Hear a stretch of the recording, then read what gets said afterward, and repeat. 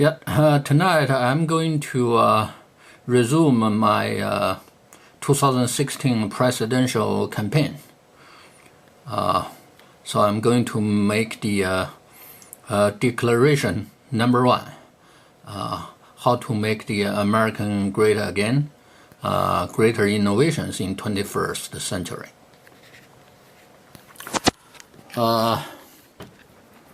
As you probably recall, half a year ago I started posting the declarations across, and also the video clips for my 2016 presidential campaign across the social media platform like Twitter, my blog, on Google+, Facebook, and LinkedIn.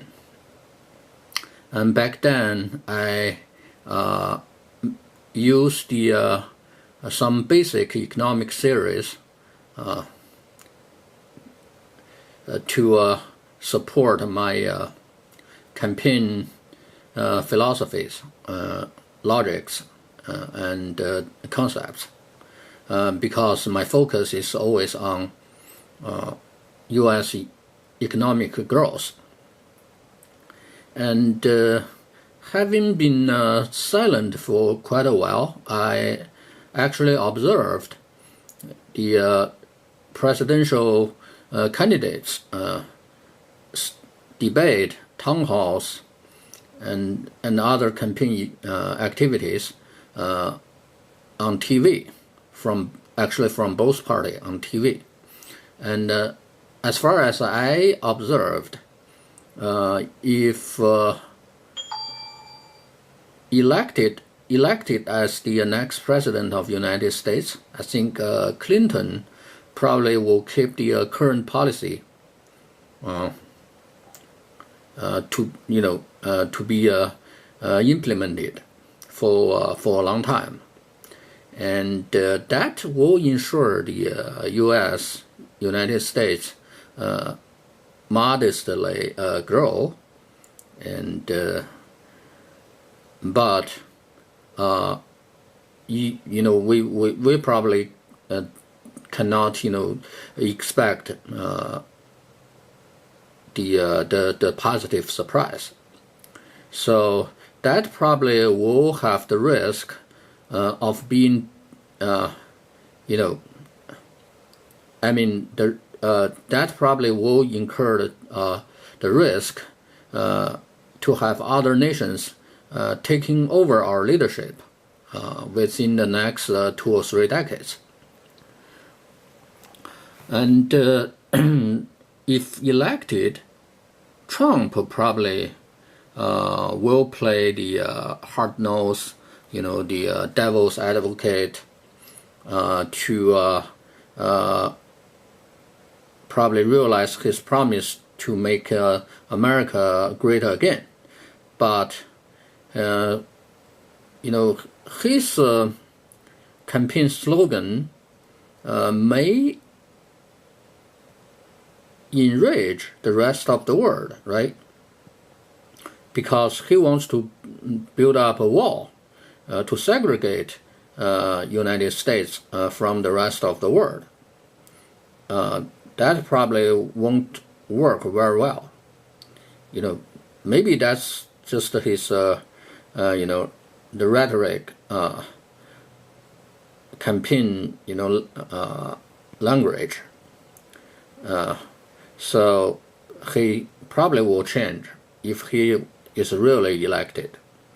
And Bernie Sanders is promoting his socialism based on his understanding, but I don't think his approach is positive, because my understanding for the modern socialism is to have all the member or the citizen contribute, maximizing their contribution to the society, to the community, to the country.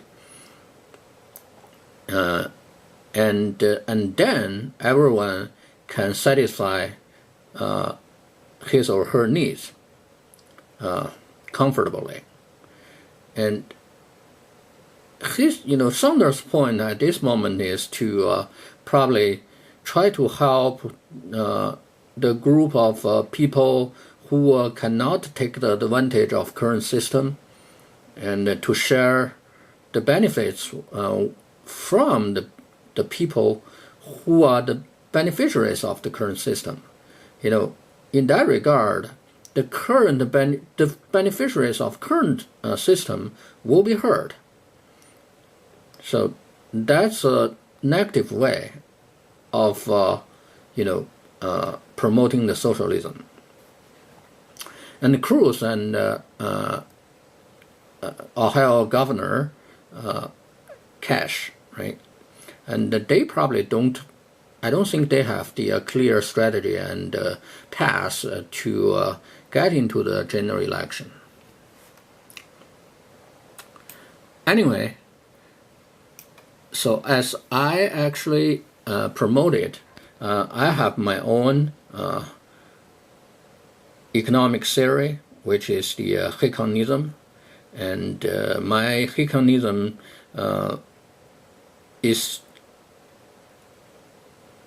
to have all social issues cured globally, and I summarize that as a modern socialism to having solutions of how to make America great again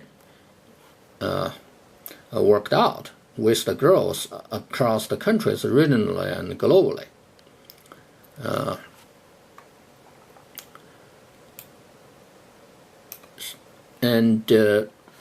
So the vision of my hedonism is universal integration without boundaries, and the mission is creation and development of a comprehensive economic theory to have all global issues resolved.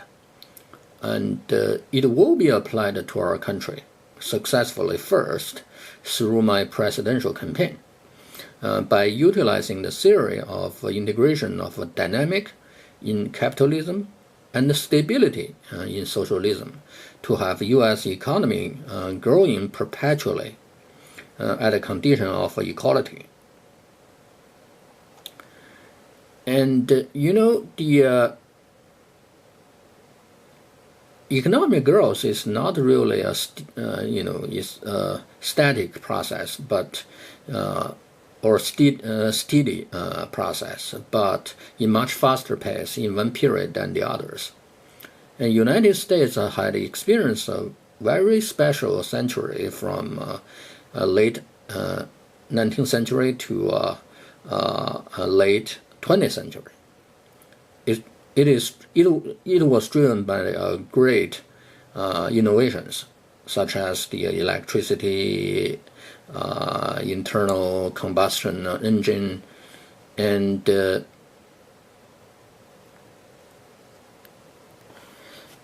but in the first 50 years, the growth is pretty slow, and until those inventions,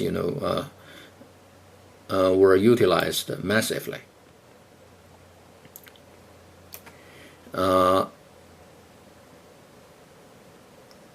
And American actually has been leading the world for many years, and European and the Japanese only caught up in 1950s, and in the developing country like China, where I was born and raised, I remember in probably 1976 or 1975, my dad bought a 9-inch black and white TV, and which was the only one, amongst several apartment buildings in our neighborhood, and all the kids crowded in our 150 square feet apartment to watch the very boring TV programs, but everyone was very happy. But American probably already, watched more entertaining programs on TV 30 on a much bigger TV, actually, probably 30 or 40 years ago. But anyway, so in American actually is losing the leadership position in some of the areas to European and Japanese, like the healthcare cost is pretty high, and compared to those countries. And that has been a major point, going through the presidential debate. And from 1890 through 2014, three major factors had driven the growth rates in three periods.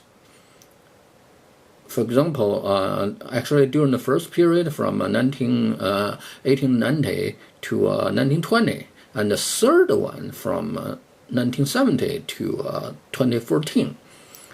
Those three factors, like education, capital deepening, and the total factor productivity, drove the growth rate at a similar scale. But from 1920 to 1970, the total factor productivity played a much more significant role because of the tremendous innovations and the technological progresses. And as everybody concurs, the major concern today is the economic growth, and the parents are really worried about their kids may suffer lower living standard than themselves. Just like I'm worried about my son's living standard, whether he can afford to go somewhere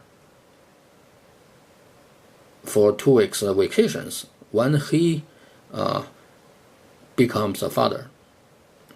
To take his son or daughter to go, of course with his wife.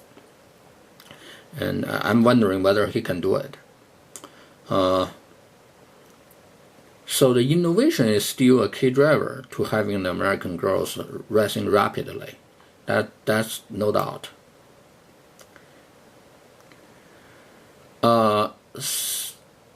As far as I observed, the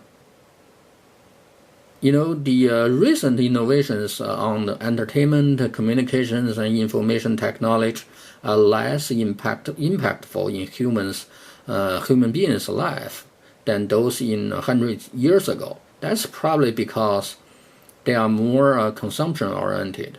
Probably we need to invent something more production-oriented. To conclude my first declaration, I would like to summarize my campaign philosophy. To make America great again should base on exponential economic growth at the condition of greater innovations on productions through the collaborations nationally, regionally, and globally in a peaceful and clean environment.